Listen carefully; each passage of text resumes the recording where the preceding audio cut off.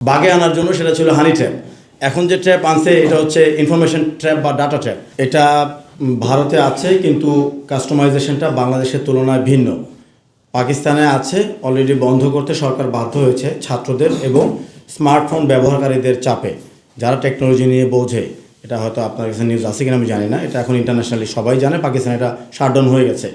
এরপর আছে তুরস্কে, এবং তুরস্কে চলতেছে স্বৈরশাসন। ওখানে কোনো সরকার কিন্তু এখন পর্যন্ত গঠন করতে পারে নাই। একবার মনে হয় অভ্যুত্থান হয়েছিল একটা তুরস্কের সরকারের পদত্যাগের বিষয়টা নিয়ে, সেটাও সফল হয় নাই। বিষয় হচ্ছে সবচাইতে খারাপ দিক হচ্ছে আমাদের বাংলাদেশে অনেক গুরুত্বপূর্ণ ব্যক্তি আছেন, ভিআইপি সিআইপি, অনেক বড় ইন্ডাস্ট্রিয়ালিস্ট। তারা সবসময় তাদেরকে যদি কোনো অসৎ মহল ট্র্যাপ করতে চাইতো, তাদেরকে বাগে আনার জন্য সেটা ছিল হানি ট্র্যাপ। এখন যে ট্র্যাপ আনছে এটা হচ্ছে ইনফরমেশন ট্র্যাপ বা ডাটা ট্র্যাপ।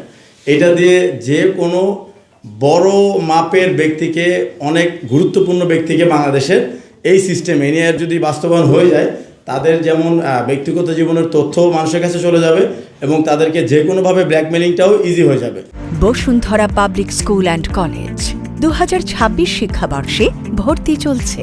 তার উপর বিষয় হচ্ছে ফয়েজ তোয়েব সাহেব এবং বিটিআরসির ঊর্ধ্বতন যারা আছে, এটা যে টাকা পয়সা লেনদেন হয়েছে এটা আমরা কোত্থেকে পাইছি? আমরা তো কোনো ইনভেস্টিগেশন গ্রুপ না, আমরা সাধারণ ব্যবসায়ী। আমরা গ্যারান্টি দিয়ে বলতেছি টাকা পয়সা লেনদেন হয়েছে, এবং এটা ইন্টারন্যাশনালি স্বীকৃতপ্রাপ্ত বাংলাদেশের যেসব বিশেষ করে জুলকারনাইন স্যার, উনি তো প্রসিদ্ধ সঠিক তথ্যের বিষয়ে। উনি কিন্তু আমাদের এই সমস্যা যখন চলমান নভেম্বর মাস, তখনই এটা নিয়ে জানাইছে যে এখানে প্রচুর টাকার লেনদেন হয়েছে। আর পুরো 2 মাস যাবত তারা একবারের জন্য স্বীকার করে নাই।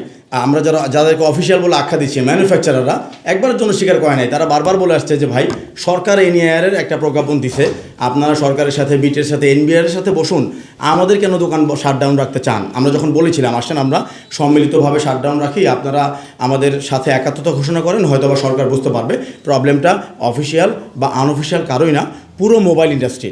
তারা বলেছে যে না, এটা আমরা করতে পারবো না, আর এটা তো আমাদের দোষ না, আপনারা সরকারের সাথে নিজেরা বসুন। এরপর যেহেতু প্রতারক, তার যে অকাজ করে সে তো ঢেকে রাখতে পারে না, বেশি দিন সত্য চাপা থাকে না। জাস্ট 2 দিন আগে সংবাদ সম্মেলন করে পরশু দিন তারা মুখ ফসকে বলে দিছে যে এই এনআইআরের পেছনে তারা টাকা দিছে। কিন্তু দুনিয়ার কোনো রাষ্ট্রে যদি সংবিধান ঠিক থাকে, গণতান্ত্রিক রাষ্ট্রে আপনি কখনো সরকারের কোনো প্রজেক্টে আপনি ব্যক্তি কোনো বেসরকারি প্রতিষ্ঠান টাকা দিতে পারেন না, এটা তারা বলে দিছে।